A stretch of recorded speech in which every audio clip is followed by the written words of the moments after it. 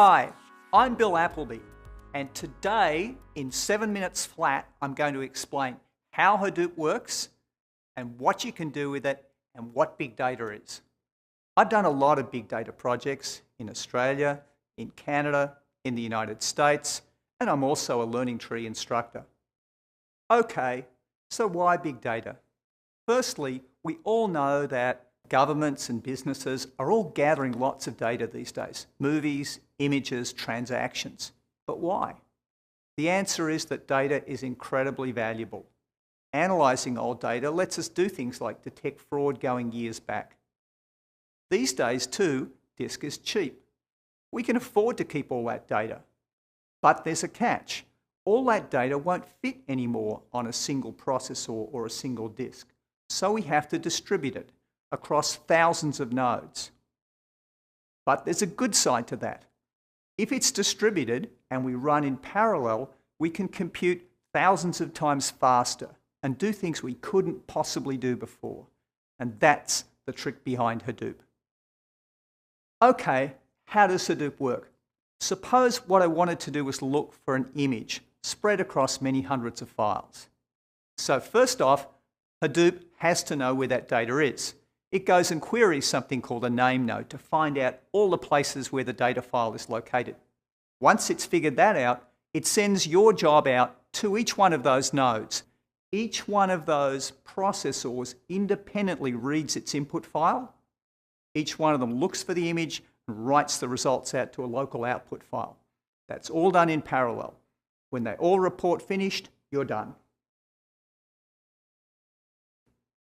Okay, we've seen one simple example of what you might want to do with Hadoop, image recognition. But there's a lot more to it than that. For example, I can do statistical data analysis. I might want to calculate means, averages, correlations, all sorts of other data. For example, I might want to look at unemployment versus population versus income versus states. If I have all the data in Hadoop, I can do that. I can also do machine learning and all sorts of other analysis. Once you've got the data in Hadoop, there's almost no limit to what you can do. Okay, we've seen that in Hadoop, data is always distributed, both the input and the output. There's more to it than that. The data is also replicated. Copies are kept of all the data blocks so that if one node falls over, it doesn't affect the result. That's how we get reliability. But sometimes we need to communicate between nodes. It's not enough that everybody processes their local data alone. An example is counting or sorting. In that case, communication is required. And the Hadoop trick for that is called map reduce. Let's look at an example of how map reduce works. What we're going to do is take a little application called count dates that counts the number of times a date occurred spread across many different files. The first phase is called the map phase. Each processor that has an input file reads the input file in, counts the number of times those dates occurred, and then writes it as a set of key value pairs. After that's done, we have what's called the shuffle phase. Hadoop automatically sends all of the 2000 data to one processor, the 2001 data to another processor, the 2002 data to another processor. After that shuffle phase is complete, we can do what's called a reduce. In the reduce phase, all of the 2000 data is summed up and written to the output file. When everybody is complete with their summations, they report done, and the job is done. Okay, we've seen a couple of great examples of how Hadoop works. The next question is, how does Hadoop compare to conventional relational databases? Because they've dominated the market for years. We've seen one big difference, which is that in Hadoop, data is distributed across many nodes, and the processing of that data is distributed.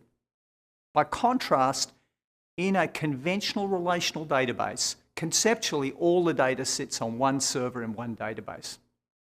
But there are more differences than that. The biggest difference is that in Hadoop, data is write once, read many.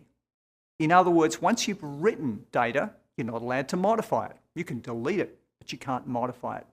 By contrast, in relational databases, data can be written many times, like the balance of your account. But in archival data, which Hadoop is optimized for, once you've written the data, you don't want to modify it. If it's archival data about telephone calls or transactions, you don't want to change it once you've written it. There's another difference too. In relational databases, we always use SQL. By contrast, Hadoop doesn't support SQL at all. It supports lightweight versions of SQL, called NoSQL, but not conventional SQL. Also, Hadoop is not just a single product or platform. It's a very rich ecosystem of tools and technologies and platforms, almost all of which are open source and all work together. So what's in the Hadoop ecosystem?